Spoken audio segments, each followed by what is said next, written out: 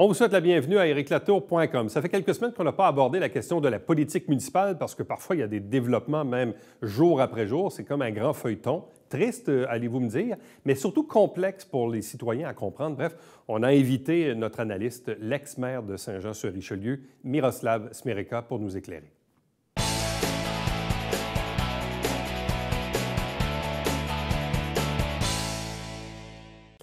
Le climat qui sévit actuellement à Saint-Jean-sur-Richelieu, on parle de politique municipale ici, est assez particulier, voire unique. Parfois aussi difficile à suivre parce qu'il y a beaucoup d'éléments, il y a beaucoup de développement. Et il y a eu aussi, il faut le dire, une forme d'écœur en titre d'un peu tout le monde face à ce qui se passe. Autrement dit, c'est tellement compliqué à suivre que parfois les gens laissent tomber et ne veulent plus rien savoir. Bref, même nous, ici, dans les dernières semaines à l'émission, on a peu ou pas parlé de politique municipale pour différentes raisons, justement parce que c'est un peu dur à suivre. Et là, on arrive à la fin de la saison politique, parce que là, on va tomber en vacances, ça va être l'été et tout ça, les gens n'auront pas la tête à ça. Et on voulait faire un peu un tour d'horizon, une analyse de la situation avec un de ceux qui suit ça minutieusement. C'est l'ex-maire de Saint-Jean-sur-Richelieu, Miroslav Smereka. Bonsoir et bienvenue. Bonsoir, Éric. C'est dur à suivre. C'est très, très dur. À l'époque, quand on avait une entrevue en novembre 2017, tu m'as dit comment ça allait les prochains mois. Puis j'ai dit, le roi va progressivement devenir roi-telet, mais ne cessera jamais d'être narcissique. Puis c'est exactement ce qui s'est passé. Il est un roi-telet. Mais là, avec tout ce qui se passe, les gens me demandent, mais on n'arrive pas à comprendre. À tous les jours, il y a quelque chose de nouveau. Mais moi, j'ai dit, pour comprendre, il ne faut plus penser à M. Laplante comme maire, mais comme général, qui a 3 théâtres de guerre. La première, c'est le premier théâtre, c'est Guy Sanson, qui le poursuit en cours à cause que pendant la période électorale, il est allé au Salon du commerce et il a dit « ce projet-là ne passera pas ». Et il a été élu, et des investisseurs qui avaient déposé des dépôts pour réserver des condos demandaient de le retirer, et donc il s'est senti lésé, et donc il l'a poursuivi.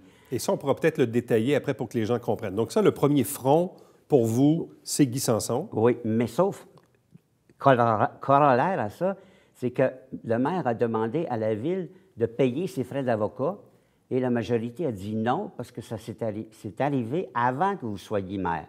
Fait que là, il poursuit la Ville en cour supérieure pour ne pas payer ses frais d'avocat pour se défendre contre Guy Sanson.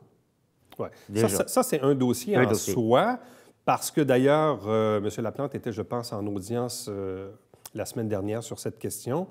De ce que j'ai cru comprendre, le dossier était pris en délibéré par le magistrat. Donc ça, c'est la requête du maire qui poursuit la Ville pour se faire payer ses frais d'avocat dans la poursuite de Guy Sanson contre lui-même, alors qu'il était candidat, donc avant les élections. Exactement. Donc ça, c'est un dossier. Un théâtre de guerre. Okay. Le deuxième théâtre de guerre, c'est le fait des manquements au code d'éthique et de déontologie qui ont été... Les manquements ont été présentés à la commission municipale, puis qui, elle, a retenu 10 manquements.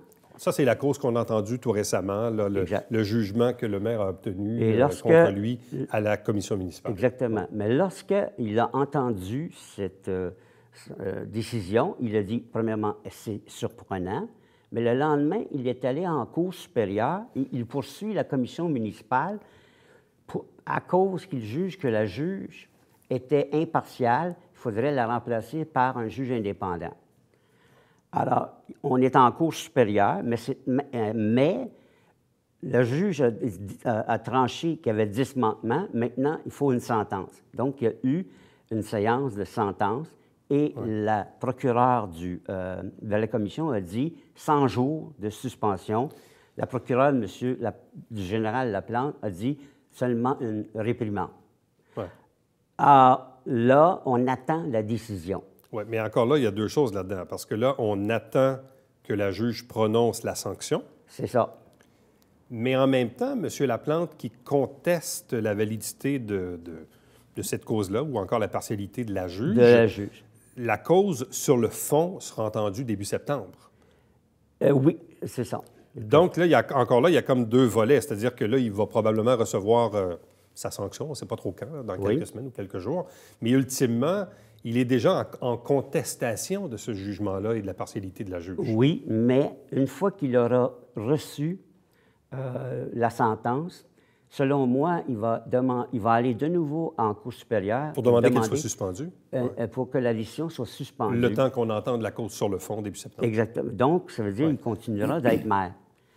Alors... Bon, ça c'est le deuxième théâtre de guerre c'est ça. Que vous dites. Là. Le troisième, c'est ce qu'on vient d'apprendre cette semaine avec le Canada français, la question du harcèlement psychologique en milieu de travail.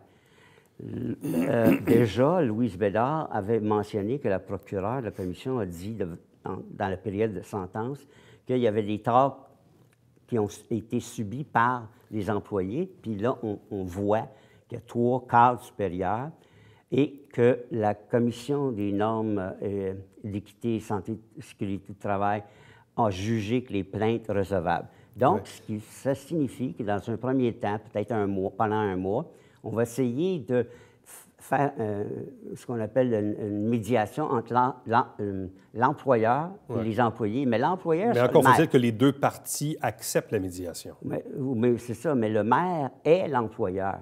Donc, ça ne marchera pas. Donc, nécessairement, une fois que ça ne marche pas, là, la commission peut transférer le dossier au tribunal administratif du travail où un juge tranchera. Et le juge, lui, ce qu'il va trancher, c'est 2 choses majeures. C'est premièrement que l'employeur doit faire en sorte que cesse le climat de harcèlement psychologique. Et deuxièmement, une question de réparation. Mais l'employeur, c'est M. Laplante. Donc, ça, là, ça va être vraiment un problème majeur parce que si on se base sur son comportement avec la commission municipale, il va aller en Cour supérieure pour dire que le juge au tribunal administratif était impartial. Bon. Tout ceci, et on le voit, là, c'est très complexe. Très complexe. Il y a plusieurs fronts en même temps. Et là, je fais un parallèle. Parce que moi, les gens m'accrochent et me disent « Éric, peux-tu m'expliquer telle ou telle situation? Je ne comprends pas. » Ou encore, les gens vont nous dire « Oui, mais eux autres, à Chambly, ils ont mis la tutelle. C'est quand qu'ils vont mettre la tutelle à Saint-Jean? » Bon. Et ça revient souvent dans l'opinion publique quand les gens voient un peu le climat actuel. Les gens se posent la question, pourquoi le gouvernement ne pourrait-il pas imposer une tutelle à Saint-Jean? C'est très simple, parce que la majorité, ce qu'on appelle le groupe des 9, là, fait rouler la ville. Lorsqu'il y a les divisions dans un conseil municipal, et là, on n'arrive pas à trancher des dossiers puis d'avancer, mais ici, là, le groupe de 9, il n'y a pas besoin du maire, de M. Bessette, de Mme Charbonneau ou de M. Langlois. Ils passent tout. Donc, quand un conseil municipal roule, puis les résolutions passent, puis on écoute sur YouTube, puis c'est par des dizaines de résolutions qui passent. Donc, la comparaison avec Chambly ne s'applique pas. Non. Donc, la possibilité d'une tutelle à Saint-Jean, visiblement, n'arrivera pas. Moi, je suis sûr. Ben non, parce que ça marche à Saint-Jean. Nonobstant ce que fait le maire, là, en ce qui concerne, on regarde les résolutions, là, puis il y a des dizaines et des dizaines là, qui passent. Là. Là, il y a le volet légal. Oui. Bon, la cause de Guy Sanson, la CMQ, ou la contestation du maire en cours, ou encore les 3 plaintes en harcèlement psychologique devant la CNESST.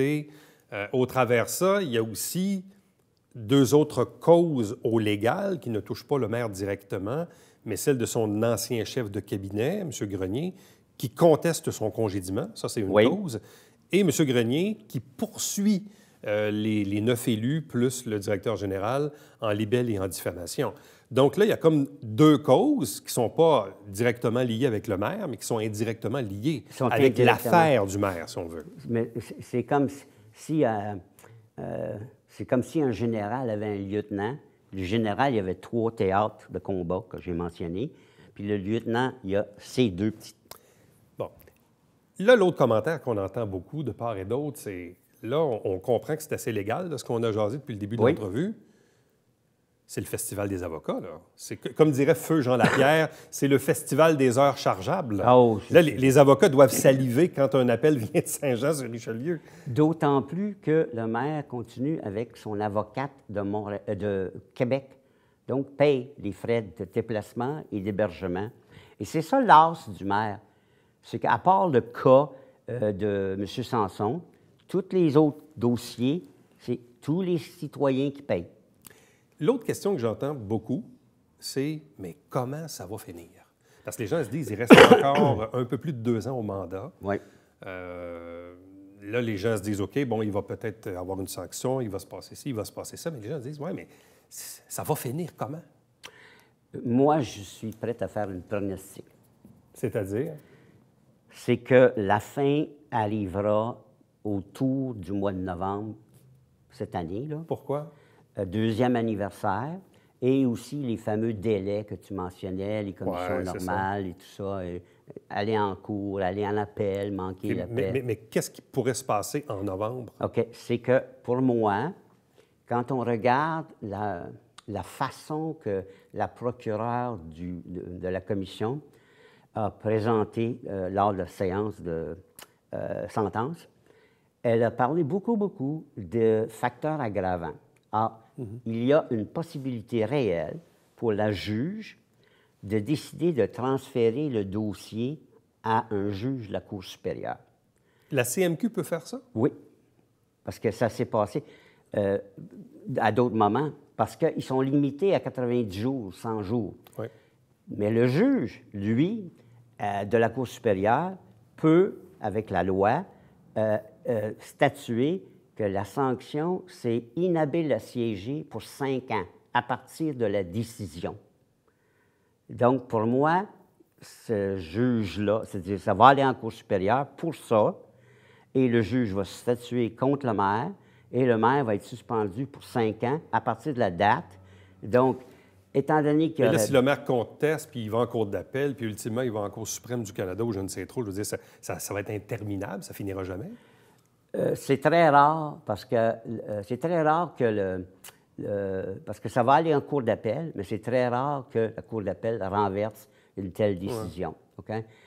Alors, ça veut dire que moi, je prévois que quelque part au début de l'année 2020, on va avoir des élections municipales partielles à la mairie pour le restant du mandat, parce que c'est plus qu'1 an. Ouais. Et à ce moment-là, en plus, M. Laplante ne pourra pas se représenter à la mairie parce que c'est 5 ans à partir de la décision du juge. Mais est-ce que, au-delà d'avoir une tutelle, est-ce que le gouvernement, la ministre des Affaires municipales, Mme Laforêt, est-ce qu'elle peut agir autrement? Autrement dit, est-ce qu'elle peut suspendre partiellement les pouvoirs du maire, lui enlever la présidence des assemblées ou lui mettre un observateur, sans que ce soit un tuteur, qu'il y ait un observateur qui l'accompagne dans son quotidien? Je ne sais pas, quelles sont les cartes dont dispose la ministre pour agir? Moi, selon moi, il n'y en a plus parce que lui-même, le maire, avait demandé à 2 juges, quand c'était Martin Coiteux qui était ministre des Affaires, Martin Coiteux a envoyé 2 juges. Et quand ils ont rencontré M. le maire, il a tout de suite dit, moi, ce que je veux, c'est revoir mon chef de cabinet puis revoir les pouvoirs. Et ils ont dit, écoutez, on n'est pas là pour ça, on est dans une phase de médiation, d'amener à ce qu'on puisse. Et est-ce que vous serez capable, M. le maire, de vous asseoir avec les autres? Puis il a dit oui, mais à une condition, qu'à la fin, il fasse ce que je veux. Alors, les juges ont compris, c'est impossible. C'est impossible d'avoir de la médiation avec lui. Bon. Il y a évidemment un volet très, très légal sur les différents fronts dont on a parlé, mais il y a aussi, sous-jacent à ça, la scène politique tout court. Bon. Là, il y a eu un autre épisode aussi dont il faut parler, une convocation par la majorité, par M. Berthelot, conseiller, l'histoire des fameuses photocopies de signatures et tout ça. Ça a fait évidemment beaucoup jaser. Encore là, complexe à comprendre parce que les gens se disaient, OK, ils ont photocopié des signatures, mais en même temps, les gens qui avaient signé, ils étaient assis dans la salle pour procéder à l'Assemblée. Donc, est-ce que c'est légal? Est-ce que c'est pas légal? Est-ce que c'est moral ou est-ce que ça l'est pas? Là, on rentre aussi dans la joute politique. Vous en pensez quoi de l'épisode des signatures photocopiées du conseiller Berthelot pour convoquer l'Assemblée? Moi, je dirais tout simplement, regardez qui a généré la pétition, M. Luc Lippé. Ouais. Tous ceux qui le connaissent savent que cette démarche n'aboutira à rien. Selon moi, point à la ligne. C'est le personnage qui, dans le fond, c'est probablement un des plus zélés appuyeurs du maire. C'est même lui qui a dit au maire qu'il devrait justement contester la commission municipale, ce que le maire a fait comme le lendemain. De sorte que c'est une erreur de M. Berthelot d'avoir fait ça. Mais il a admis l'erreur. Et on dit souvent une erreur admise à moitié pardonnée, tandis que là, on a pris cet événement-là parce que, comme on dit, on n'avait pas de viande contre mais si la un majorité. citoyen ou si quelqu'un se plaint à la commission municipale du geste posé par M. Berthelot, est-ce qu'Yvan Berthelot s'expose à des ennuis ou à des sanctions particulières de la part de la Moi, CNQ? je pense pas. Non, je pense pas. C'est parce qu'il le dit, il a fait son erreur de bonne foi, il s'est excusé, et puis, comme tu dis, les gens, les conseillers dont les noms étaient là sont venus, donc c'est comme un consentement. Alors, on a tous les ingrédients pour dire non, ça passe pas la coche. Quand on regarde la scène politique, et si on fait un récapitulatif, là, parce que l'élection, quand même, est en novembre 2017, et oui. Le maire est élu, il y a 3 membres de son équipe, il réussit à former une petite coalition avec les 3 indépendants, ce qui lui permet d'avoir une majorité, premier budget, comité exécutif, etc. Bref, ça a duré quelques mois. Mais le point tournant, en fait, il y en a peut-être 2. Le point tournant, c'est la perte des appuis des 3 indépendants. Ah oui, clairement. Et ça en est suivi le congédiement de Guy Grenier. Je veux dire, en l'espace de 3 mois, ça s'est mis à déraper en l'espace de quelques heures, là. C'est ça, là, dans le fond. Je veux dire, aujourd'hui, on vit, évidemment, les conséquences de tout ça, mais à la base, si on remonte au début, là, pas longtemps après l'élection, il avait une majorité qu'il a perdue. Tout à fait. L'erreur, selon moi, du maire, c'est qu'il croit que le poste de chef de cabinet est politique, quand dans le fond, c'est un poste de fonctionnaire. La simple raison, c'est que si on était 100 000 habitants et plus, le maire tout seul pourrait nommer un chef de cabinet et ce serait totalement.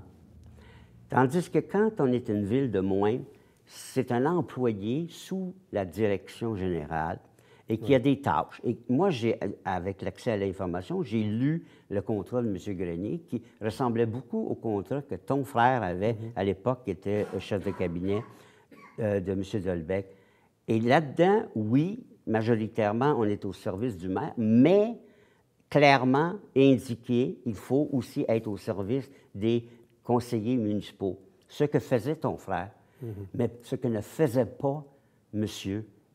Guy Grenier. Et c'est là que les indépendants ont décroché parce qu'ils ont voulu avoir sa collaboration sur différents communiqués, etc. Puis, toutes fins utiles, il dit « Non, moi, je suis avec le maire, point ». Dans la perception populaire, moi, j'entends 3 choses. Bien, évidemment, il y a les partisans du maire qui le défendent bec et ongle. C'est correct, ça. Il y a ceux qui disent « Ouais, mais on s'acharne sur le maire. Le maire veut une ville transparente, il veut une ville environnementale et tout ça. » Et finalement, on dirait que les gens lui mettent des bâtons dans les roues pour faire ce qu'il veut faire. Ensuite de ça, il y a évidemment les partisans des 9 conseillers majoritaires qui ont un autre point de vue, évidemment, qui n'est pas favorable au maire. Mais moi, ce que j'entends le plus souvent et de façon majoritaire, c'est à la prochaine élection, on va toutes les mettre dehors. Autrement dit, bleu, blanc, rouge, n'importe quoi, Laplante, Berthelot, les 13, le maire et les 12 conseillers, on fait le ménage puis on met tout le monde dehors. Ça, c'est un commentaire qui vient un peu d'une écœurantite, ce que je disais en introduction tantôt. Là. Les gens deviennent tellement tannés, écœurés de ce qu'ils voient, ce qu'ils entendent, qu'ils disent « C'est dur de savoir c'est qui les bons, c'est qui les méchants. Donc, dans 2 ans et demi, on règle ça, tout le monde dehors. » C'est l'émotion du moment, je suis d'accord avec ça, que c'est l'opinion majoritaire. Cependant, comme je t'ai dit tout à l'heure, ma pronostic, c'est que quelque part autour de novembre, le maire va avoir une décision par la Cour supérieure le rendant inhabile à siéger pour 5 ans. Et donc, ça sera l'élément qui, tout d'un coup, va permettre à la population de dire « Mais la majorité avait raison. » Parce que c'est grave là, si on arrive à suspendre un maire pour 5 ans. Et donc, l'opinion change. Et je pense que ça va changer. C'est quoi les effets à court ou moyen terme sur le fonctionnement de la ville, sur le climat de travail, sur l'avancement de certains dossiers? Certains diront même que pourtant, quand on regarde le Conseil, oui, il y a une joute politique, mais que 95 des résolutions sont votées unanimement. Donc, oui. Il n'y a pas des enjeux sur tout et rien, là. Il y a des enjeux très pointus, très particuliers, mais c'est quoi l'impact sur le présent de la ville? C'est très dur à dire. Cependant, il y a comme une espèce de... Je pourrais dire, les fonctionnaires ont compris que c'est le conseil municipal qui mène la ville et non pas le maire. Et ça veut dire que, nonobstant ce que pense le maire, la majorité des 9 aura toujours raison. Et donc, il penche à bien servir la majorité. Il y a des dossiers qui avancent, mais qui sont soumis par le groupe de 9 dans le cadre de choses qu'ils veulent voir aboutir. Et les fonctionnaires sont très collaborateurs avec les fonctionnaires. Ils ont un devoir de servir le maire, mais dans le fond, il y a comme une espèce d'énergie positive à servir les conseillers de la majorité parce que l'idée, c'est, comme fonctionnaire, tu es au service de qui? Tu es au service de la ville. Puis la ville, c'est qui? C'est le conseil municipal par ses résolutions. Et qui peut faire en sorte qu'il y a des résolutions qui passent? Le groupe de 9. La majorité. C'est ça. Est-ce que c'est pas aussi un climat qui est très polarisant? Ah, très. Parce que même quelqu'un qui ne veut pas prendre position devient contraint à le faire. C'est-à-dire que c'est ou bien t'es A ou bien t'es B. Là. Je veux dire, il y a comme... on peut pas être entre les deux, là. Quoique, il y en a qui marchent les fesses serrées. C'est-à-dire? C'est-à-dire qu'ils croient encore que il y a comme un historique. Les fonctionnaires ont été habitués. N'oublie pas, les politiciens passent, mais les fonctionnaires restent. Oui. Et donc, par le passé, ils ont eu des maires, et puis ils se sont habitués à servir les maires, que ce soit M. Dolbeck, M. Fecteau, etc. De sorte que là, ils sont pris avec le fait que, techniquement, ils sont sous l'autorité de la direction générale. Or, la direction générale n'est pas tellement en bon terme avec le maire. C'est pourquoi il y a les plaintes d'harcèlement psychologique. Donc, c'est comme le fonctionnaire relève de la direction générale. Sachant ça, le fonctionnaire sait que la direction générale est en très mauvais terme avec le maire. Bien, il faut tout de même réaliser que l'évaluation du fonctionnaire est ultimement faite par la direction générale et non pas par le maire. Parce que c'est un employé sous la direction générale. Et tout ça est bien triste. Ah, là-dessus, là, c'est une tristesse inouïe. C'est un mot exact. Là, je suis entièrement d'accord avec ça. Là. C'est triste, là, surtout moi qui ai été maire de cette ville-là, de voir ça. Là. C'est que, en d'autres termes, c'est comme j'ai dit à un de mes amis, on n'a pas besoin de ça. Mais on l'a. Parce que la population a élu. La démocratie a marché. Et le choix a été fait. Maintenant, on s'aperçoit du résultat de ce choix-là. Mais je sais que beaucoup de personnes que je croise, qui ont voté pour M. le maire, qui me disent jamais ils ne revoteraient pour lui. À cause de son comportement et tout ça. Là. Alors, mais c'est triste. Tu as absolument raison. Miroslav Sméreka, merci beaucoup. Plaisir. Reste avec nous. Au retour, le Babillard quotidien.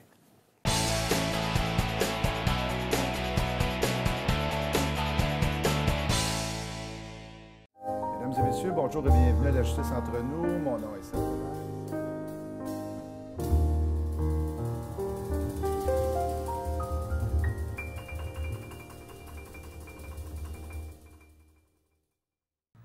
Salut, ici Alexandre Baudouin. Et François Trépanier. François, cette semaine à Sport Express, on parle cheerleading. Oui, avec Megan Wilford et son papa Annick en deuxième partie. Elle est championne du monde. Oh yeah. Et comme une bonne nouvelle ne vient jamais seule, pas de NASCAR. Yes.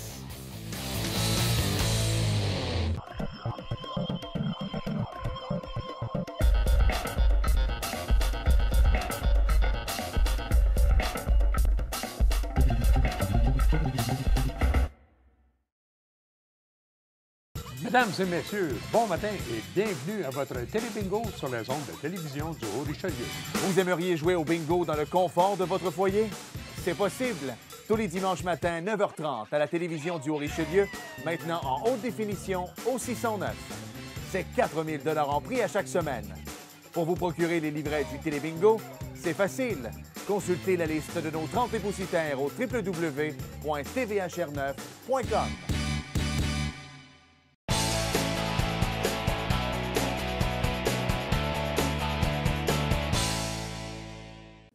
La Fondation Santé va tenir en juillet au Théâtre des Deux-Rives son fameux spectacle « Rire pour la santé » avec son porte-parole, le comédien et animateur et humoriste Martin Vachon. Et là, on connaît le nom des humoristes qui seront sur scène. Donc, il y a Mario Tessier, il y a également Alexandre Barrette et Olivier Martineau. Donc, si vous désirez réserver vos billets, vous pouvez le faire aussi via le site de l'ASPEC. Chaque semaine, des extraits des travaux du Conseil de ville de Saint-Jean-sur-Richelieu. Si parfois vous manquez le conseil, on vous présente le tout évidemment sur le web via le site tvhr9.com. Il y a aussi le dimanche matin, 9h30 en direct, le Télébingo avec 4 000 $ en prix, 30 dépositaires pour acheter vos livrets. Et puis, entre-temps, commentaires ou suggestions, vous pouvez le faire par courriel. Éric Latour en un mot à commercial tvhr9.com. Prochain rendez-vous, c'est demain. Bye-bye.